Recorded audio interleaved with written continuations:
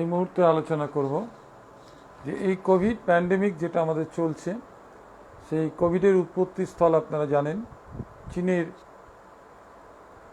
Hubei প্রদেশের Wuhan শহরের Huanan sea market.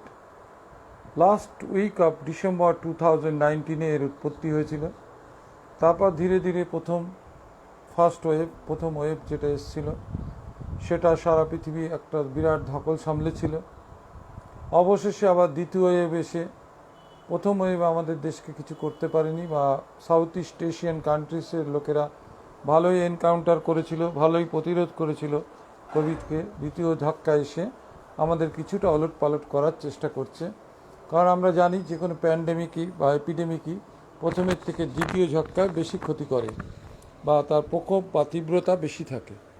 তাই এই প্রসঙ্গে বলতে গিয়ে দেখুন, আজকে আলোচনা করব কোভিড ডায়েট, বা এই সময় আমরা কী কী খাদ্য তালিকায় রাখবো, কী খাবো, এবং আমাদের লাইফস্টাইল বা ডায়েট চার্ট কেমন হওয়া উচিত, যেগুলো আমাদের শরীরের পক্ষে ইমিউনিটিকে বুস্ট আপ করবে। ইমিউনো বুস্টার্স এমন কিছু খাদ্য আছে যেটা নিয়ে আজকে আলোচনা করব। সেই প্রথমেই বলি যে আমরা সারা বছর যেটা খাই সেরকমই খাবো, চিপ, সস্তা এবং লোকালি অ্যাভেলেবেল এরকম খাদ্যশস্য, ফল ফলাদি, শাকসবজি আমরা চয়েস করব। তার করে আমরা একটা ব্যালেন্স ডায়েট খাওয়ার চেষ্টা করব। দেখুন আজকেও কি সাংঘাতিক, এই যে লেটেস্ট রিপোর্টটা বলি যে সারা পৃথিবীতে আজকে অবধি প্রায় 15 কোটি মানুষ পজিটিভ হয়েছেন, RT-PCR পজিটিভ। অফিসিয়ালি 15 কোটির মধ্যে প্রায় 32 লাখ ডেথ হয়েছে, মানে লেস দ্যান 2% হচ্ছে আমাদের মর্টালিটি বা ডেথ রেট।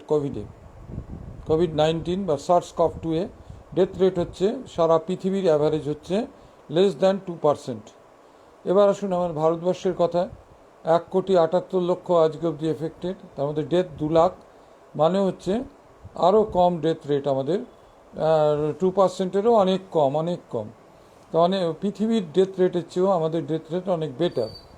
লাস্ট 24 আওয়ার্সে 3.5 লক্ষের মতো অ্যাটাক হয়েছে, এবং 2771 জনের জীবনহানি হয়েছে ভারতবর্ষের বুকে। এবং পশ্চিমবাংলায় আজ অবধি 8 লক্ষ কোভিড পজিটিভ বেরিয়েছে, RT-PCR পজিটিভ বা র্যাপিড টেস্ট পজিটিভ। তার মধ্যে কোমরবিডিটিসের ডেথ এবং ডাইরেক্ট কোভিড ডেথ ধরে 20,000-এর উপর মৃত্যু হয়েছে, 8,20,000, মানে এটাও হচ্ছে 2.34% লাখ, 2.34%-এর মতো এটা একটা পার্সেন্টেজ, এবং এটাও কিন্তু 2.5-এর অনেক কম আছে। তো যা হোক, এইভাবে চেপে ধরছে। কিন্তু এই কোভিড প্যান্ডেমিকে এমন কোনো ফল ফলাদি, শাক সবজি, খাদ্যশস্য, দানাশস্য, এগুলো আমরা বলতে পারবো না যেটা কোভিডকে প্রতিরোধ করতে পারে বা কোভিড ভাইরাসকে মারতে পারে। এমন কোনো খাদ্যদ্রব্যের কথা বলতে পারবো না যে কোভিড ভাইরাসকে ডাইরেক্ট হত্যা করে বা কিল করে, বা কোভিড হবে না এমন কোনো খাদ্য খেলে। এই পৃথিবীতে আজ অবধি কিন্তু কোনো অ্যাভেলেবেল খাদ্য নেই যে খাদ্য খেলে কোভিড প্যান্ডেমিককে রোখা যাবে হয়তো চেষ্টা করলে ইমিউনো বুস্ট আপ করে, কিন্তু কোভিড ভাইরাসের এগেনস্টে কাজ করবে এমন খাদ্যদ্রব্য কিন্তু যদি কোনো ডায়েটিশিয়ান বা নিউট্রিশনাল ইমিউনোলজিস্ট দাবি করেন, সেটাও কিন্তু এখন অবধি তার সত্যতা যাচাই করতে হবে। সেই জন্য বলছি যে এমন কোনো খাদ্য নেই যেটা কোভিড ভাইরাসকে মেরে ফেলবে, এমন কোনো খাদ্য নেই যেটা কোভিডকে প্রিভেনশন করবে। এটা বা করোনা হলে সেটা করোনা রোগকে মাইল্ড হোক, মডারেট হোক, সিভিয়ার ডিগ্রি হোক, অ্যাসিম্পটোমেটিক হোক, তাকে ভাইরোলজিক্যাল ক্লিয়ারেন্স দেবে এমন কোনো খাদ্য কিন্তু আজ অবধি পৃথিবীতে জানা নেই। তাও আমরা চেষ্টা করব আমাদের শরীরের যে প্রতিরোধ ক্ষমতা, ফার্স্ট লাইন অফ ডিফেন্স, শত্রুপক্ষ ঢুকলে, এই ভাইরাস ঢুকলে আমাদের দেহের যে সমস্ত মেকানিজম অফ অ্যাকশন করে, দেহের যে প্রতিরোধ ক্ষমতা, সেটাকে উজ্জীবিত উদ্দীপিত করার জন্য, বা আমাদের শরীর স্বাস্থ্য, কর্মক্ষমতা বা দৈহিক চঞ্চলতাকে ঠিক রাখার জন্য, গতিশীলতাকে ঠিক রাখার জন্য যা খাবার খেলে ভালো হয়, সেই টাইপের একটা মতামত দেব। দেখুন, আমরা প্রথম 1 নম্বর কথা, ওয়েল ব্যালেন্স ডায়েট খাবো। ক্লিনিক্যাল নিউট্রিশনিস্টদের থেকে আপনারা জানতে পারবেন, বা ডায়েটিশিয়ানদের থেকে। আমরা ওয়েল ব্যালেন্স ডায়েট বলবো 1500 থেকে 2500 কিলো ক্যালোরি, যে যেমন কাজ করি। কেউ অফিসিয়াল ওয়ার্ক করলে তার 2000 কিলো ক্যালোরি সাফিসিয়েন্ট, কোনো প্রেগনেন্ট মাদার হলে তার 2-2500 সাফিসিয়েন্ট, কোনো ল্যাকটেশনাল মাদার হলে 2500 সাফিসিয়েন্ট, কোনো হার্ড লেবার করে 20 তালের উপর মাথায় ইট নিয়ে ওঠে, বা পর্বতারোহী হলে যাদের প্রচুর বডিতে ক্যালোরি খরচা হয়, এনার্জি খরচা হয়, তারা হলে 3000 কিলো ক্যালোরি পার ডে অবধি তারা খেতে পারে। এরকম একটা ক্যালোরি কনজামশন করে নেবো আমরা পার কেজি ওয়েটে। 20 কিলো ক্যালোরি পার কেজি যদি হয়, 50 কিলো হলে তার একটা রেট হবে 1000 প্লাস 200-300 ক্যালোরি এক্সট্রা করে আমরা 1400-1300 ক্যালোরিতে দাঁড় করাবো। ওবেস পার্সন হলে তাকে একটু কম দেবো, যাতে তার বডিটা ওয়েট রিডিউস হয় বা ফ্যাট রিডিউস হয়, তার জন্য এইভাবে আমরা ক্যালকুলেট করব। দেখুন, আর আমরা মোটামুটি WHO দেখুন একটা কথা ভালো বলেছেন যে 2.5 কাপ ফ্রুইটস, 2 কাপের বেশি, মানে 2.5 কাপ ফ্রুইটস মানে 250 গ্রাম ফল, মৌসুমি ফল হলেও চলবে। যাদের সুগার আছে তারা ওই আম, কলা, লিচু, কাঁঠাল এগুলো লিমিটেড কোয়ান্টিটি একটা করে পিস খেলে হবে। টক ফল যত খুশি খাক, এমনি ফল যত খুশি খাক, কিন্তু মিষ্টি ফল কিন্তু একটু কমের দিকে খেতে হবে, কারণ পাকা ফলে গ্লাইসেমিক ইন্ডেক্স বাড়িয়ে দেবে, সুগার বাড়িয়ে দেবে হঠাৎ করে, তার একটা হোঁচট বা ঝাড় খেতে হতে পারে দেহের বিভিন্ন অর্গানগুলোকে। সেই জন্য আমরা বলবো যে ফলটাকে ওই 2-2.5 কাপ ফল রোজ খাওয়া যেতে পারে, 2-2.5 কাপ ভেজিটেবলস খাওয়া যেতে পারে। কাঁচা যদি আমরা স্যালাড করে খাই খুবই উপকারী, তার মধ্যে অলিভ অয়েল মিশিয়ে, এভারগ্রিন অলিভ অয়েল যেগুলো বলা হয় ভার্জিন অলিভ অয়েল, সেটা মিশিয়ে আমরা স্যালাড করে খেতে পারি। বা সিদ্ধ ভাপা সেকা সেদ্ধ করে আমরা, বা কাঁচা বা কামড়ে যেগুলো খাই, 100 মানে 100% উপকারিতা, ভিটামিনস, অ্যান্টিঅক্সিডেন্টস, মিনারেলস আমরা পেতে পারি। সেই জন্য আমরা এই ফলগুলোকে খাওয়ার চেষ্টা করব এইভাবে। এবং তাহলে কি হলো, 2 থেকে 2.5 কাপ ফ্রুইটস ফল, মৌসুমি ফল, 2 থেকে 2.5 কাপ ভেজিটেবলস, হয় কাঁচা স্যালাড করে খাবো, নতুবা ভাপা শাকা সিদ্ধ এইভাবে খাবো। আর 160 গ্রাম, 100 থেকে 160 গ্রামের মতো আমরা প্রোটিন খেতে পারি ম্যাক্সিমাম। এখন প্রোটিনের মধ্যে কি, ডাল, প্লান্ট প্রোটিন আমরা খেতে পারি, তার সঙ্গে লিন মিট, ফ্যাট ছাড়া যে মিট সেটা আমরা খেতে পারি, ভিজিবল ফ্যাট ছাড়া মাংস আমরা খেতে পারি, মিট খেতে পারি, বিনস খেতে পারি প্লান্ট প্রোটিন, সয়াবিন খেতে পারি সোয়া প্রোটিন। সোয়াবিন আপনারা জানেন যে গরিব মানুষের মাংস হচ্ছে সোয়াবিন। সোয়াবিনে 40% প্রোটিন, 20% ফ্যাট থাকে। আমরা যে চীনাবাদাম খাই সেটাও কিন্তু খুবই উপকারী, 20% প্রোটিন, 40% ফ্যাট থাকে। জাস্ট উল্টে দিন, কাজু, কিশমিশ, আখরোট, পেস্তা, সমস্ত রকম বাদামে কিন্তু প্রচুর প্রোটিন এবং প্রচুর ফ্যাট থাকে, প্রচুর ক্যালোরি থাকে। ট্রাইগ্লিসারাইড বাড়ায় অবশ্য। হার্ট পেশেন্টকে লিমিটেড 30 গ্রাম অবধি পার ডে বাদাম, নাট জাতীয় বা লেগুমস খাওয়া যেতে পারে। আর 180 গ্রাম আমরা কি খেতে পারি, ম্যাক্সিমাম গ্রেইন, খাদ্যশস্য, মাল্টিগ্রেইন যদি আমরা খাই, আমরা সাদা জিনিসটাকে অ্যাভয়েড করার চেষ্টা করব, যেমন সাদা তেল অ্যাভয়েড করার চেষ্টা করব। ব্রাউন রাইস খাবো, সাদা চাল এর পরিবর্তে আমরা ব্রাউন রাইস খাবো, বাদামি চাল খাবো।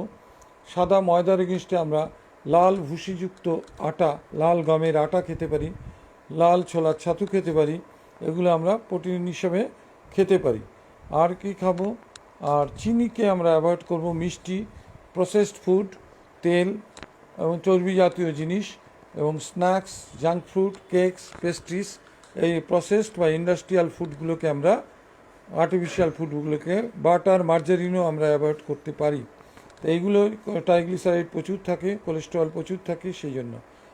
এবং ভেজিটেবল যদি আমরা খেতে যাই তাহলে আমরা সবসময় বেশি হিটে তাপমাত্রা ভেজিটেবলস কুক করব না, বা প্রোটিনও তাই, মাছ মাংসও তাই, লং টাইম ধরে ফোটাবো না এবং বেশি হিটে পোড়াবো না বা সেঁকবো না বা সিদ্ধ করব না, তাহলে আমাদের ভিটামিন, মিনারেলস, অ্যান্টিঅক্সিডেন্ট লস হয়, তাহলে খাদ্য দ্রব্যের গুণটাকে আমরা মিস করি। সেকেন্ড হচ্ছে আর একটা জিনিস আমরা চেষ্টা করব, national health services of great Britain, এদের NHS অ্যাক্ট 1946 অনুযায়ী এরা এস্টাবলিশড, এরা পাবলিক হেলথ হসপিটাল পরিচালনা করে গ্রেট ব্রিটেনে। তা এরা করে কি, এরা আমাদের একটা ডাইরেকশন দিয়েছে 10 মাইক্রোগ্রাম করে ডেলি ভিটামিন ডি খেতে বা সান এক্সপোজার নিতে।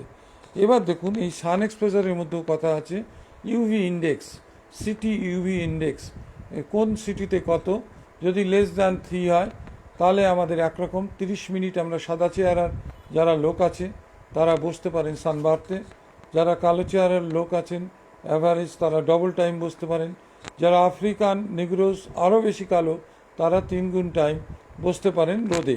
তাহলে কি হবে, আমাদের যে চামড়া আছে শরীরে, চামড়ার নিচে একটা সাবকিউটেনিয়াস ফ্যাটের লেয়ার থাকে, সেখানে আমাদের ভিটামিন ডি তৈরি হয়ে যায়। ভিটামিন ডি ন্যাচারাল তৈরি হয়ে লিভারে যায়, লিভারে গিয়ে তার একটা বিক্রিয়া হয়, রিয়াকশান হয়, আমি অত ডিটেলসে যাচ্ছি না। সেই বিক্রিয়ার ফলে সেটা রক্তবাহিত হয়ে কিডনিতে যায়, কিডনিতে গিয়ে most active form of the vitamin তৈরি হয়। আমাদের শরীরে মোটামুটি 400, 600 বা 800 ইন্টারন্যাশনাল ইউনিট পার ডে প্রয়োজন। কিন্তু আমরা দুর্ভাগ্যের বিষয় বলছি, আমরা যে দক্ষিণ পূর্ব এশিয়া, সাউথ ইস্ট এশিয়ার লোক, আমরা কিন্তু পর্যাপ্ত সানলাইট পাই, যা থেকে আমরা প্রচুর ভিটামিন ডি ন্যাচারালি তৈরি করে নিতে পারি, আমাদের সাপ্লিমেন্টের কোনো দরকার নেই। অনেক মা দেখবেন বাচ্চাকে সানবাদ দেয়, বিশেষ করে আমাদের বিহার ইউপি ওই কালচারটা কিন্তু আছে। বাচ্চাকে তেল মাখিয়ে রোদে ফেলে রাখে 15 মিনিট 20 মিনিট, বেশি হলে কিন্তু ন্যাচারাল ভিটামিন টক্সিসিটি করে না, এ কিন্তু তার লিমিট অনুযায়ী তৈরি করে নেবে। এটা একটা প্লাস পয়েন্ট ন্যাচারাল ভিটামিনের। আর দেখুন কিছু মা আছে বাচ্চাকে নাক টিপে গলা টিপে দেখবেন খাওয়াচ্ছে, সাপ্লিমেন্ট করছে ভিটামিন ডি, তাতে কিন্তু বাচ্চার ভিটামিন ডি টক্সিসিটি হয়ে যেতে পারে। সেই জন্য বাচ্চাদেরকে এবং বেড রিডেন বয়স্ক মানুষদের কিন্তু জোর করে ভিটামিন ডি বেশি সাপ্লিমেন্ট দেওয়া যাবে না। আর বিদেশে তো দুধ থেকে শুরু করে কেক, পেস্ট্রি, বিস্কুট সব কিছুতেই ভিটামিন ডি ফর্টিফিকেশন করছে, মিশিয়ে বিক্রি করছে, যাতে অটোমেটিক হয়। কেন? তাদের সূর্যরশ্মি কম পায়, সানশাইন ভিটামিন বলা হয় একে। ধরুন লন্ডনে 6 মাস ঠান্ডা থাকে, সূর্য ওঠে না, তা তারা কি করবে? তাদের এই ফর্টিফিকেশন করে খেতে হবে। কিন্তু আমাদের দেশ যেখানে 10-11 মাসই সূর্যের প্রখর তাপমাত্রা থাকে, সূর্যের রে থেকেই আমরা সেলফ সাফিসিয়েন্ট হতে পারি। সেজন্য ভিটামিন ডি একটি গুরুত্বপূর্ণ জিনিস।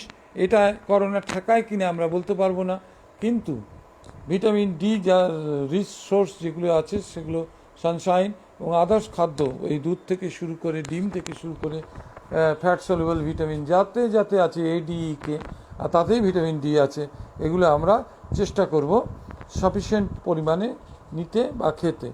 কিন্তু আমাদের দুর্ভাগ্য, আমাদের অফিস টাইম 10টা থেকে 5টা, আমরা বেরোই না।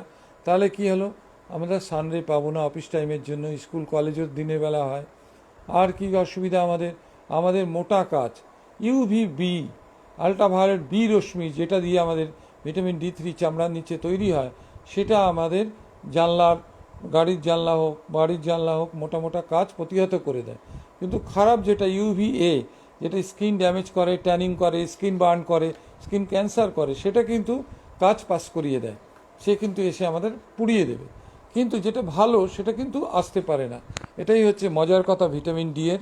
ভিটামিন ডি নিয়ে বিজ্ঞানী মহল এখন খুব ব্যস্ত, রিসার্চ হচ্ছে, আরও এক্সপোজারের ডাটা চাই। তবে ভিটামিন ডি কিন্তু শতাধিক নাম জানা এবং অজানা ব্যাকটেরিয়া ভাইরাসের এগেনস্টে ইমিউনিটি দেয়, বিশেষ করে ফুসফুস আক্রমণ করে যে ব্যাকটেরিয়া ভাইরাস, হেল্পার টি সেলকে উজ্জীবিত করে, আরও বেশি শক্তি যোগায় ফাইট করার জন্য। এর একটা গুণ আছে। ভিটামিন ডি শুধু কিন্তু বোন হেলথ, যেটা আমরা আগে বলতাম যে এর অভাবে অস্টিওম্যালেশিয়া হয় বা বাচ্চাদের রিকেটস হয়, সেটাই কিন্তু ভিটামিন ডি এর অ্যাকশান সীমাবদ্ধ নেই। এর প্রথম ফাংশন এখন যদি বলতে হয়, হাড়ের বোন হেলথের পর, পজিটিভ বোন হেলথের পরই বা তারও আগে ইমিউনিটিকে বুস্ট আপ করে। ইট acts as a superstar in immunity boosting agent, superstar হিসাবে ইমিউনিটি বুস্ট আপ এজেন্ট হিসেবে এ কাজ করে। এবার দেখুন যে অ্যাডিকুয়েট রেস্ট নিতে হবে, অন্তত 8 ঘন্টা, আর 6 ঘন্টা রাতে, 2 ঘন্টা দুপুরে হলেও হবে, কিন্তু ভেঙে ভেঙে হলেও হবে, কিন্তু আপনাকে 8 ঘন্টা অ্যাডিকুয়েট রেস্ট চাই। রেস্ট মানে both physical rest and mental rest. Mental rest মানে কোনো স্ট্রেসার ফ্যাক্টর কাজ করবে না। আমাদের যেটা tension, always hidden anxiety, tension, stress, strain, emotion, workload, time overload, তাড়াতাড়ি অফিসে যেতে হবে, তাড়াতাড়ি যেতে হবে, ট্রেন মিস করব, ফ্লাইট মিস করব, ট্রাফিক জ্যাম, এই যে টেনশন, অলওয়েজ টেনশন, ওয়ার্কলোড, অফিসে গিয়ে আজকে 200 ফাইল সই করতে হবে, দেখে শুনে সই করতে হবে, অলওয়েজ টেনশন। দেখবেন কিছু লোক আছে তাদের তো টেনশনের চাপে চাপে চাপে চাপে তাদের হাইপার টেনশন, ব্লাড সুগার সহ বিভিন্ন কোমরবিডিটিস তাদের অ্যাটাক করে। সেই জন্য হচ্ছে মুশকিল, আমাদের সেইভাবে মেনে চলতে হবে। স্ট্রেসর ফ্যাক্টরগুলোকে অ্যাভয়েড করতে হবে, স্ট্রেসর ফ্যাক্টরগুলোকে সেইগুলো আমাদের মেনে চলতে হবে। যে স্ট্রেস নেওয়া যাবে না তো বলা যাবে না, স্ট্রেসর ফ্যাক্টরগুলোকে অন্তত 50% রিডিউস করতে হবে। আর হাইড্রেশন স্ট্যাটাসটাকে বজায় রাখতে হবে। আমরা বাইরে থেকে এসে বারবার গার্গেল করব এবং বাইরে জামা কাপড় জুতো সমস্ত ছেড়ে ঘরে যাব এবং সেখানে গিয়ে আমরা গ্রিন টি দিনে অন্তত 4 বার, বা ব্ল্যাক টি বা ইয়েলো টি আমাদের দেশে পাওয়া যায় না, গ্রিন টি পেতে হবে। আনপ্রসেসড ফুড, আনঅক্সিডাইজড টি, ওগুলো এলাচি দিয়ে, আদা দিয়ে, দারচিনির গুঁড়ো দিয়ে, লেবুর রস দিয়ে, মধু দিয়ে আমরা কিন্তু এই আদ্রাক চা বলে, টারমারিক, হলুদ দিয়ে দুধও খেতে পারি, গরম দুধ, হলুদ দিয়ে আমরা চাও খেতে পারি। আমরা গ্রিন টি বা ব্ল্যাক টি খেতে পারি, যেটা আমাদের ফুল অফ অ্যান্টিঅক্সিডেন্ট। ইজিসিজি বলে একটা কম্পাউন্ড আছে, ফ্লাভোনয়েডস আছে, ক্যাফিন আছে, থায়ামিন আছে। গ্রিন টি বা ব্ল্যাক টি হচ্ছে আমাদের গ্রেট ন্যাচারাল অ্যান্টিঅক্সিডেন্ট। অতএব এই চা আমরা পান করব এবং নিজেদের ইমিউনিটিকে বুস্ট আপ করব। আর জল খাওয়ার হিসাবটা বলে দিচ্ছি আপনাদের। একটি ছোট কাপে 150 ml থাকে, মানে মিডিয়াম সাইজের কাপ বা বড় চা খাওয়ার কাপে, বা একটা ছোট মিডিয়াম সাইজের গ্লাসে 150 ml মার্কিং থাকে, দেখবেন 150 ml করে প্রতি সোয়া ঘন্টা অন্তর যদি আমরা খাই অন্তত 10 বার, তাহলে 1.5 লিটার জল। শীতকাল প্লাস 500 থেকে 700 ml বেশি খাবেন গরমকাল বলে, শীতকালে 300-400 ml জল কম খেতে পারেন। মিনিমাম 2-2.5 লিটার জল আপনাকে গরমকালে খেতেই হবে। কি করে বুঝবেন যে আপনাদের জল হাইড্রেশন স্ট্যাটাস বডির ঠিক আছে? তাহলে দেখবেন অ্যাডিকুয়েট পেচ্ছাপ হবে, ইউরিন হবে, আর ইউরিনের রং হলদে টাইপের হবে না, সাদা হবে। যখন দেখবেন যে জল রোদ থেকে এলেন, জল কমে গেল, ঘামলেন, দেখবেন পেচ্ছাপটা হলুদ হচ্ছে, তার মানে আপনার শরীর আরও জল চাইছে, আর ডিহাইড্রেশন হয়ে গেছে। হাইড্রেশনের স্ট্যাটাসটাকে আমাদের রাখতে হবে। এবং এই মরশুমে যেটা আমরা করব, কতগুলি ইমিউন সিস্টেম বুস্টিং ফ্লুইডস আমি বলবো, যে ইনডাইরেক্টলি করোনার বিরুদ্ধে লড়াইয়ে আমাদের বডির ডিফেন্স মেকানিজমকে হেল্প করে। এগুলো জাস্ট শুনে রাখুন বা এই ভিডিওগুলোকে বারবার শুনবেন, তাহলে মনে থাকবে। তার মধ্যে দেখুন বেদানা বা ডালিমের পমগ্রানেটস যেটা বলা হয়, প্রচুর পরিমাণে জিঙ্ক থাকে, ভিটামিন সি থাকে, ফ্লাভোনয়েডস থাকে, লাইকোপেন্স থাকে, অ্যান্টিঅক্সিডেন্টস থাকে, নাম জানা নাম অজানা, এবং ক্যালোরিও থাকে। পমগ্রানেট আমরা খেতে পারি, বেদানা, রাসবেরি, যে কোনো ধরনের বেরি, ব্লুবেরি, ব্ল্যাকবেরি, স্ট্রবেরি, রাসবেরি, খুব দামি ফল, বিদেশি ফল, যারা খেতে পারবেন খাবেন।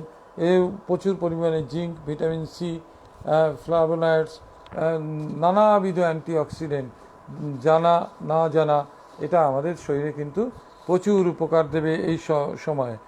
আমলা বা ইন্ডিয়ান গুজবেরি, আমলকি এখন উঠছে দেখবেন, আমলকি কিন্তু one of the richest source of vitamin C in the world. অতএব আমলকি বা ইন্ডিয়ান গুজবেরি খাওয়ার চেষ্টা করবেন। গোয়াবা, আমাদের পশ্চিমবাংলা তথা ভারতবর্ষে প্রচুর জায়গায় গোয়াবা হয়, সারা পৃথিবীর ফল এটা, বাইরের দেশ থেকে এই গাছ আমদানি করা হয়েছিল। এতেও প্রচুর পরিমাণে vitamin C, fibre, B1, B6 গ্রুপের ভিটামিন, জিঙ্ক, কপার, সেলেনিয়াম সব কিছু থাকে। গোয়াবা খুব ভালো ফুড।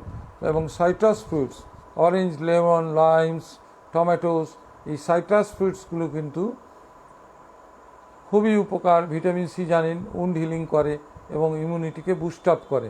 তাই জন্য আমাদের পেয়ারা থেকে শুরু করে লেবু, যত ধরনের আছে, আমলকি, প্রতিটা জিনিসই কিন্তু করোনার বিরুদ্ধে লড়তে সহায়তা করে। অ্যাপ্রিকটস বলে একটা বিদেশি ফল পাওয়া যায়, এটাও আপনারা কিনতে পারেন। কিউই বলে একটা বিদেশি ফল পাওয়া যায় দামি, অ্যাভোকাডো বলে পাওয়া যায়। আর বেরিজ তো বললামই, ব্ল্যাকবেরি, ব্লুবেরি, স্ট্রবেরি, রাসবেরি, প্রতিটা বেরি কিন্তু হার্ট ফ্রেন্ডলি, কিডনি ফ্রেন্ডলি এবং টোটাল হেলথ বডির ফ্রেন্ডলি এরা বেরিজগুলো। অ্যাসিরোলা চেরি ফল কিন্তু খুব richest source of vitamin C এবং অ্যান্টিঅক্সিডেন্ট, মনে রাখবেন। 1 কাপ অ্যাসিরোলা চেরির রসে হচ্ছে 2740 মিলিগ্রাম ভিটামিন সি থাকে, যেটা 2740 প্রচুর পার্সেন্ট বেশি RDA ডেলি অ্যালাউন্সের অনেক বেশি, রিকোয়ার্ড ডেলি অ্যালাউন্সের অনেক বেশি পাওয়া যায় চেরি ফলের 1 কাপ রস। পেঁপে, আমাদের ইন্ডিয়ান ফ্রুটস দেখবেন প্রচুর অ্যাভেলেবেল, পাকা পেঁপে, কাঁচা পেঁপে। পাকা পেঁপের কথা বলছি, এটা কিন্তু খুবই উপকারী এই করোনা সিজনের, করোনার প্যান্ডেমিকে। জার্মিনেটিং বা স্পার্টিং পালসেস বেঙ্গল গ্রাম, ছোলা গছ তুলে খাওয়া, আমাদের মেথি গছ তুলে খাওয়া, বাদাম গছ তুলে খাওয়া, সয়াবিন দানা গছ তুলে খাওয়া, এগুলো কিন্তু rich source of vitamin C, B complex group of vitamin, as well as calories, proteins, vitamin, minerals, সব কিছু আপনি পাবেন। পেঁপের কথা বললাম যে এনজাইম প্যাপেন থাকে কাঁচা যদি আপনি আসেন সবজিতে। এবার চলে আসুন সবজিতে, ভেজিটেবলসে পেঁপে। পেঁপে 1 নম্বর, এটাও প্রচুর পরিমাণে ভিটামিন সি থাকে। এবং পেঁপে সম্বন্ধে একটা কথা বলবো, জানার কোশ্চেন, যে এই পেঁপে হচ্ছে এমন একটা প্লান্ট ফুড বা ভেজিটেবলস যেটার মধ্যে আমাদের প্রাণীর শরীরে কাজ করতে পারে এমন একটা প্যাপাইন বলে এনজাইম থাকে, যার জন্য যখনই আমরা দেখবেন মাংস খাবো, সেই মাংসের মধ্যে একটা পেঁপের টুকরো দিয়ে রাখবেন বা ভেজিটেবলস, তাহলে আমাদের দুটো উপকার হয়। একটা হচ্ছে পেঁপে প্যাপাইন এনজাইমটাকে আমরা পেতে পারি, যদি না সেটা হিটে ডিস্ট্রাকশন করে ফেলেন। আর কি করতে পারে, পেঁপের ফাইবারটা আমাদের এই খানিকটা কাউন্টার করবে এই ফ্যাটকে। লিন মিট, যেটা আমরা রেড মিট খাবো, তার অ্যাকশন খানিকটা কমাবে। আরেকটা খুব ভালো খাদ্য দেখবেন broccoli, antioxidant vitamin A C থাকে, প্রচুর পরিমাণে জিঙ্ক, বিটা ক্যারোটিন, ফাইবার। এই ব্রোকলি হচ্ছে স্টিমিং করে খাওয়াটা সবচেয়ে বেস্ট, সবচেয়ে উপকারী। গাট হেলথ, আমাদের ইন্টেস্টাইনাল হেলথকে ভালো রাখে, অ্যান্টিঅক্সিডেন্ট হিসেবে কাজ করে, অ্যান্টি হার্ট অ্যাটাক হিসেবে এটা খুবই প্রচলিত খাদ্য। তারপরে আসুন আদা, জিঞ্জারের যেটা বলছিলাম, জিঞ্জার টি, আদা দিয়ে আমরা চা খেতে পারি। কাঁচা আদা খাওয়া সবচেয়ে বেস্ট। আদার কতগুলো গুণ আছে আয়ুর্বেদ শাস্ত্রে লেখা আছে। ইনফ্লেমেশন প্রদাহ কমায় আদা, নশিয়া ভমিটিং, বমি বমি ভাব, বমি কমায়, শরীরের ক্রনিক পেন কমায়, ইনফ্লেমেশন ফোলা কমায়, arthritis, common cold, flu cold, সোর থ্রোট, আর্থারাইটিস যাদের আছে, হাড়ে হাড়ে যে ইনফ্লেমেশন হয়, কমন কোল্ড, নাক মুখ চোখ বুজে যায়, জ্বর হয়, গা ব্যথা হয় ভাইরাল, ফ্লু কোল্ড, সোর থ্রোট, গলা ভেঙে যাওয়া, গলায় ইনফেকশন হওয়া, তাতে কিন্তু জিঞ্জার খুব উপকারী খাদ্য, উপকারী পথ্য হিসেবে কাজ করে আমাদের আয়ুর্বেদ শাস্ত্রে লেখা আছে।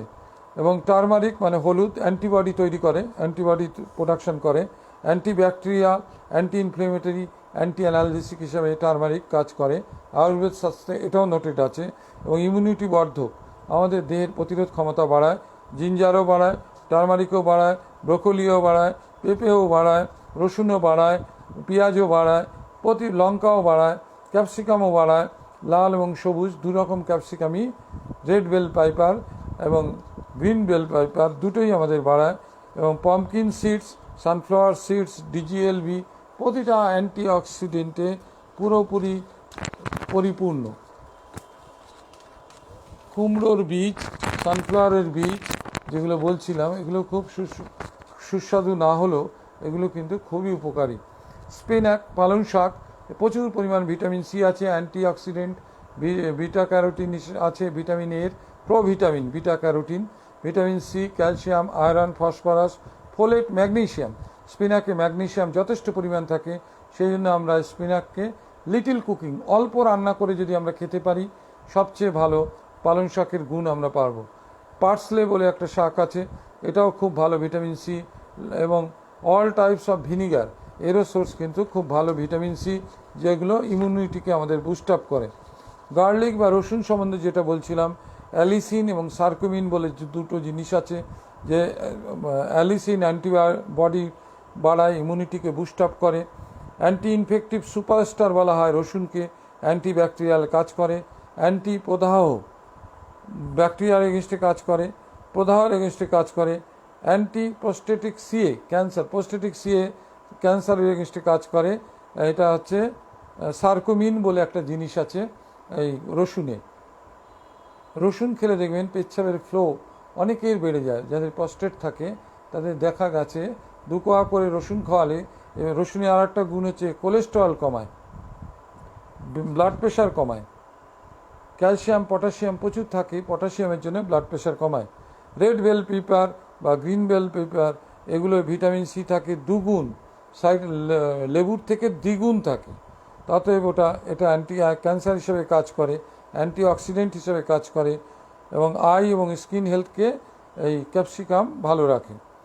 স্নো পিসও খুব ভালো খাদ্য। সুইট পটেটোজও ভিটামিন সির রিচ সোর্স। ব্রিঞ্জাল, রেডিশ এগুলো ভিটামিন সির খুব ভালো সোর্স। মাশরুম খেতে পারেন যারা ভেজ ডায়েট খান, কপার এবং ট্রেস এলিমেন্টস প্রচুর থাকে। মাশরুমও কিন্তু একটি খুব উপকারী খাদ্য। ইঁচড় খেতে পারেন, গ্রিন জ্যাক ফ্রুটস, এখন ইঁচড়ের সিজন, এতে প্রচুর পরিমাণ ফাইবার থাকে, অ্যান্টিঅক্সিডেন্ট থাকে, যেটা করোনার এগেনস্টে আমাদের লড়তে সহায়তা করবে। সেই জন্য আমরা করব কি, ইঁচড়, তারপরে কাঁচা কলা এবং মোচা, মোচা কাঁচকলা, এগুলো প্রত্যেকে অ্যান্টিঅক্সিডেন্ট এবং আয়রন আছে। আর যে কথাটা বলছিলাম, সাইট্রাস ফ্রুটস, যে টক জাতীয় যে কোনো খাদ্য, সেগুলো কিন্তু আমাদের খুবই উপকারী এই সিজনে। তার মধ্যে গ্রেপস, আঙুর থেকে শুরু করে কালো আঙুর, সাদা আঙুর। কালো আঙুরে যেহেতু পিগমেন্ট থাকে সেহেতু উপকারটা একটু বেশি। মনে রাখবেন, অ্যান্টিঅক্সিডেন্ট থাকে, হার্ট ফ্রেন্ডলি। সুগার থাকলে একটু কম খাবেন, 10-12টা করে পিস রোজ। আপনি আলমন্ডও খেতে পারেন, আঙুরও খেতে পারেন। এই খাদ্যগুলো, বা বাদাম খেলে গোটা 20-30টা পিস, কাজু বাদাম খেলে 15টা পিস, এগুলো কিন্তু ডবল এজেড সোড। যদি সুগার থাকে, আঙুর কিন্তু সুগার বাড়াবে, কিন্তু আদার্স যে প্লাস পয়েন্টগুলো আছে ওগুলো নিতে গেলে আমাদের লিমিটেড খেতে হবে। আপনারা সব কিছু খেতে পারেন, সুগার পেশেন্ট আলুও খেতে পারে, কিন্তু উইদিন নর্মাল রেঞ্জ। বেশি খাওয়া যাবে না, তাহলে ক্ষতি হবে, হার্ম করবে। এই জন্য বলছি ডবল এজেড সোড, একটা সোডের দুদিকেই ধার, যেদিকে ধরবেন সেদিকেই বিপদ। সেই জন্য মাঝামাঝি করে মানে আমাদের অর্থনৈতিক সামর্থ্য অনুযায়ী ওইভাবে আমাদের চলতে হবে বা খেতে হবে। আর একটা জিনিস মনে রাখবেন যে আমাদের আপেল কিন্তু গ্রিন আপেল, আর একটা আছে নর্মাল আপেল। গ্রিন আপেলে কিন্তু বেশি সুগার পেশেন্টদের ক্ষেত্রে বেশি ফেভার করব আমরা গ্রিন আপেল, যেহেতু এটার স্বাদ টক খাদ্য সুগার পেশেন্টরা যত খুশি খেতে পারে, আনলিমিটেড, কিছু হবে না। সেই জন্য আমরা গ্রিন আপেল প্রেসক্রাইব করব। বা সবার তো সামর্থ্য নেই 400 টাকা কিলো আপেল খাওয়ার, তো তারা খাবে এমনি আপেলই খাবে। রোজ একটা করে যদি খায়, 1 apple a day keeps the doctors away, এটা একটা প্রভাব আছে, বিলিতি প্রভাব।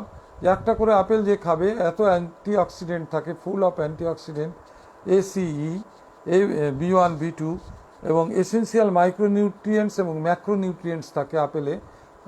ফাইবার থাকে, পেকটিন সলিউবল ফাইবার থাকে, যেটা প্রিবায়োটিক্স হিসেবে কাজ করে, গাট এবং ইমিউন সিস্টেমে যেটা খুবই উপকারী। সেই জন্য আপেল হচ্ছে সমস্ত যে কোনো রোগেই একটা করে খাওয়া যেতে পারে। সলিউবল ফাইবার করে কি, একটা বিশেষ গুণ দেখুন, প্রো ইনফ্লেমেটরি অ্যাংরি সেলকে অ্যান্টি ইনফ্লেমেটরি হিলিং সেলে করে দেয়, সেল ডিস্ট্রাকশন কমিয়ে দেয়। সেই জন্য আপেল আমাদের খুবই গুরুত্বপূর্ণ খাদ্য। যারা পারবেন, যাদের সুগার আছে, তারা গ্রিন আপেল খাবেন, আর নর্মাল মানুষ নর্মাল আপেল খাবেন, কিছু হবে না। সুগার থাকলেও নর্মাল আপেল খাওয়া যায়, কোনো ক্ষতি নেই। আর একটা কথা বলবো, গ্রিন টি যেটা বলছিলাম, বা ব্ল্যাক টি বা ইয়েলো টি, এটা আমাদের টি সেল ফাংশন, যেটা জীবাণুর এগেনস্টে লড়াইয়ে অন্যতম মিলিটারি ফোর্স, আমাদের ডিফেন্সিভ ফোর্স। সেই টি সেলসকে, হেল্পার টি সেলস, টি সেল 2, এটাকে ফাংশনটাকে ভালো করে গ্রিন টি বা ব্ল্যাক টি। থিয়ামিন আছে, ইজিসিজি বলে একটা পাওয়ারফুল অ্যান্টিঅক্সিডেন্ট আছে, যেটা আমাদের খুবই লড়াইয়ে সাথ দেয়। ফ্ল্যাভোনয়েডস আছে, থিন আছে, ক্যাফিন আছে। আর কতগুলো খাদ্য আছে, এটা মনে রাখবেন যে ডার্ক চকলেট অনেকে খায়, দেখবেন মুড ভালো করে, অ্যান্টি ডিপ্রেশন হিসেবে কাজ করে। কেউ বলেন অ্যাফ্রোডিয়াসিক, সেক্সুয়াল ডিজায়ার বাড়ায়, লিবিডো বাড়ায়। কেউ বলেন প্রচুর পরিমাণে জিঙ্ক আছে, যেটা জিঙ্ক ডেফিসিয়েন্সি পূরণ করে। ডার্ক চকলেটস, এটা কিন্তু অনেক বিদেশের লোকও খায়। এবং অ্যানিম্যাল ফুডসের মধ্যে আপনি যেটা আমাদের দুধ জানেন, অ্যানিম্যাল ফুড, অ্যাকচুয়ালি আমাদের শরীরে কিন্তু সব কিছু খুব বেশি পরিমাণ লাগে না। যে 90 থেকে 100 যদি আপনি mg পার ডে মেলরা ভিটামিন সি খায়, sufficient, more than sufficient. 50 mg per day যদি ফিমেলরা খায়, নর্মাল ফিমেলরা, তাহলে মোর দ্যান সাফিসিয়েন্ট। জিঙ্ক যদি 11 mg মেলরা খায় per day, more than sufficient. ফিমেলরা যদি 8 mg পার ডে খায়, মোর দ্যান সাফিসিয়েন্ট। কিন্তু আমরা বলবো এই করোনা সিজনে একটু বেশি বেশি খেতে। জিঙ্ক আয়নোফোর হিসেবে কাজ করে ক্লোরোকুইন থেরাপির সময়, ক্লোরোকুইনকে সেলের মধ্যে ঢুকতে সহায়তা করে। সেই জন্য আমরা জিঙ্কের একটা রোল আছে, অ্যান্টিভাইরাল রেপ্লিকেশনকে নাকি কমায় বলে কিছু কিছু বিজ্ঞানীর দাবি আছে পৃথিবীতে। সেজন্য আমরা জিঙ্ক রিচ ফুড, শেলফিশ, ক্রাবস, লবস্টার্স এইগুলো আমরা খেতে বলবো। চিংড়ি, কাঁকড়া, এই শেলড ফিশ, তাতে প্রচুর জিঙ্ক থাকে। ডেয়ারি প্রোডাক্ট, ইয়োগার্ট, টক দই, যেটা আমরা বললো বিদেশে টক দইয়ে ফর্টিফাইড করা মেশানো থাকে ভিটামিন ডি, যেটা ঠান্ডা ওয়েদার যেখানে সানলাইট কম আসে সেখানকার লোকেদের জন্য। আর আমাদের হার্ট ডিজিজ আছে বা সুগার আছে বা ব্লকেজ আছে হার্টে, এরকম পেশেন্টদের জন্য আমরা বলবো ডবল টোন মিল্ক। দেখবেন সমস্ত ডেয়ারি কোম্পানি আছে স্কিমড মিল্ক বা ডবল টোন মিল্ক, এতে কোলেস্ট্রল কম থাকে। দুধ হচ্ছে একটা অ্যানিম্যাল ফুড, অ্যানিম্যাল অরিজিন, সেজন্য এর কোলেস্টেরলটা বেশি করে দেবে, আমাদের হার্টে ব্লকেজ এনে দেবে। সেজন্য ডবল টোন মিল্ক আমরা পছন্দ করব। যারা ওবেস লোক, যারা ডায়াবেটিস আছে, যারা হার্ট ডিজিজের পেশেন্ট, ইসচেমিক হার্ট ডিজিজের, তাদের ক্ষেত্রে ডবল টোন মিল্ক বা স্কিমড মিল্ক খেতে বলবো। ধরুন আমি ডবল টোন মিল্ক বা স্কিমড মিল্ক পাচ্ছি না, আমার ঘরে গরু আছে, দুধ হলো, আমি কি করব? আমি দুধ জাল দিয়ে একটা কৌটোয় করে রেখে দেবো ফ্রিজে, ফ্রিজ নেই তো এমনি রেখে দেবো। খানিকক্ষণ পর দেখবো উপরে ফ্যাটের লেয়ারটাকে ফেলে দেবো, ফেলে দিলে যথেচ্ছ ভিজিবল ফ্যাটটা আমার বেরিয়ে গেল, অনেকটা আমি হেল্প পাবো। সেই জন্য আমরা এইভাবে খেতে পারি। ফিশ, মাছ হচ্ছে একটা সুস্বাদু খাদ্য। মাছে ওমেগা 3 ফ্যাটি অ্যাসিড আছে, যেটা আমাদের হার্টের রোগ থেকে অনেকাংশে বাঁচায়। সে হার্ট ফ্রেন্ডলি ডায়েটের মধ্যে ওমেগা 3 ফ্যাটি অ্যাসিড অন্যতম। এর মধ্যে ওমেগা 3 ফ্যাটি অ্যাসিডের 3টে পার্ট আপনারা জানেন, ইপিএ, ডিএইচএ, এগুলো হচ্ছে অ্যানিম্যাল প্রোটিন, ফিশ থেকে আসে, এএলএ আসে প্লান্ট প্রোটিন থেকে। তাহলে এই 3টে মিলে হচ্ছে ওমেগা 3 ফ্যাটি অ্যাসিড। অতএব আমরা যেটা করব যে আমরা এগুলোকে খাবো। ফিশ 100 গ্রাম মাছে 20 থেকে 21 গ্রাম প্রোটিন পাই, সেটা ভালো protein with essential amino acids, যেটা আমাদের building block of the body তৈরি করে, আমাদের দেহের গঠন, ইনজুরি রিপেয়ার, এই সমস্ত কাজগুলো আমাদের হয়। তবে ফিশ প্রোটিন হচ্ছে খুব ভালো, সেই জন্য আমরা ফিশ প্রোটিন খাওয়ার চেষ্টা করব। বিশেষ বিশেষ কিছু ফিশে গুণ আছে, যেটা বলছিলাম 0% কার্বোহাইড্রেট, 100 গ্রাম ফ্যাট মাছ যদি আমরা খাই, যদি না ভেজে খাই, কম ভেজে কম 5 ml বা 2 ml 3 ml অলিভ অয়েল দিয়ে ভেজে খাই, তাহলে আমাদের 0% কার্বোহাইড্রেট বডিতে ঢুকবে, 20 to 21% প্রোটিন ঢুকবে, আর কিছু ফ্যাট ঢুকবে। Salmon fish, tuna fish, shell ফিশের মধ্যে প্রন, ক্রাবস, লবস্টার্স, এ প্রতিটা হচ্ছে জিঙ্ক সমৃদ্ধ খুব ভালো খাদ্য, যেগুলো আমাদের দেহে লাগবে। আর মশলার মধ্যে যেটা বলবো এখন খেতে, জিরে, ধনে, হলুদ, প্রতিটাই অ্যান্টিসেপটিক, অ্যান্টিবায়োটিক এবং অ্যান্টি ইনফ্লেমেটরি হিসেবে কাজ করে। কাঁচা হলুদ, দুধ হলুদ, চা হলুদ রান্নায় দেব আমরা, নুন তেল কম দেবো, বাকি মশলা অন্য জিনিস দিয়ে কষবো। টমেটো দিয়ে একটা সবজি আপনি কষতে পারেন, পেঁয়াজ রসুন আদা দিয়ে কষতে পারেন, এরম করে আমরা খেতে পারি। গোলমরিচ গুঁড়ো করে খেতে পারেন, রান্না করে খেতে পারেন, চা দিয়ে খেতে পারেন। এটাও কিন্তু পাইপারেডিন বলে একটা জিনিস আছে গোলমরিচে, ব্ল্যাক পাইপারে, সেটা হচ্ছে স্ট্রং অ্যান্টিঅক্সিডেন্ট ইন নেচার। আদা, রসুন, পেঁয়াজ এবং সবজি এগুলো খেতে পারি। আর রেড মিট যদি আমাদের খেতেই হয়, 1 থেকে 2 বার প্রতি সপ্তাহে আমরা খেতে পারি। কাফ, বিফ লিভারে প্রচুর পরিমাণে B12 আছে, এই জন্য আমাদের যে ভাইয়েরা গরু খান, যে ভাইয়েরা শুয়োর খান, যে যথেষ্ট ভালো খাদ্য, কিন্তু লিমিট করে খেতে হবে। রেড মিটে সপ্তাহে 1 থেকে 2 বারে প্রতি সপ্তাহে খেতে পারি, এবং প্রচুর পরিমাণে জিঙ্ক এবং ক্যালোরি, এনার্জি এগুলো থাকে হচ্ছে B12 লিভারে, এগুলো থাকে। এগুলো আমরা রেড মিটকে কী করবো, লিন মিট করে নেবো, no visible fat before cooking. আমরা যখন কিনবো তখনই ফ্যাট বাদ দিয়ে আনবো, যখন ধোবো তখনই আমরা বাদ দিয়ে দেবো, এবং স্লো হিটিং করব, লো টেম্পারেচারে, মিনিমাম অয়েল দেবো। তাহলে আমাদের মাংসটা মাংসের মতো করে খেতে হবে, যেটা আমাদের হেলদি ফুড হবে, বেশি হিটে রাখবো না। আর আরেকটা জিনিস জানেন তো, শিক কাবাব, এই মিডল ইস্টে, সৌদি আরব টারবে ওরা খুব শিক কাবাব খায়, এবং সব কটারই ইসোফেগাসে ক্যান্সারের রেট সবচেয়ে বেশি। স্মোক ফুড, এই সমস্ত পোড়া ঝলসানো স্মোক করা খাদ্য খাওয়া যাবে না। বেশি হিটে নষ্ট হয়ে যায়, কার্সিনোজেন তৈরি হয়। সেই জন্য এই এই এই বিষয়টা বলে দিলাম যে স্লো হিটিং করতে হবে, লো টেম্পারেচারে অনেকক্ষণ ধরে করতে হবে। স্লো হিটিং, লো টেম্পারেচার, এটা কথা মাথায় রাখতে হবে। পোলট্রি ফুডে B6, B12, iron, B1, folic acid, এগুলো প্রচুর, ক্যালসিয়াম, পটাশিয়াম, ম্যাগনেসিয়াম প্রচুর পরিমাণে থাকে।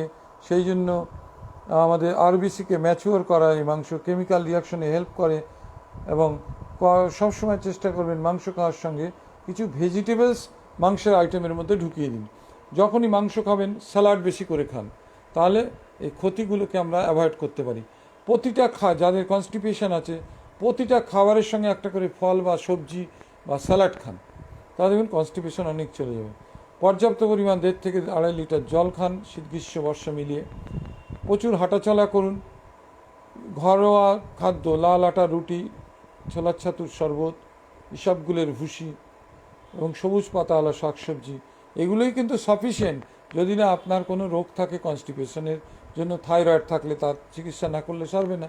নর্মাল যেতে কনস্টিটিউশনাল যেগুলো মহিলাদের বেশি হয় constipation due to progesterone hormone বা ল্যাক অফ ফিজিক্যাল অ্যাক্টিভিটি, তার জন্য যাদের হয়, তো সেগুলো কিন্তু ইজিলি জাস্ট একটু চেঞ্জ করা লাইফস্টাইল, একটু তেল ঝাল মশলা কম খেলে, এটা মশলা কিন্তু ক্ষতিকর নয়।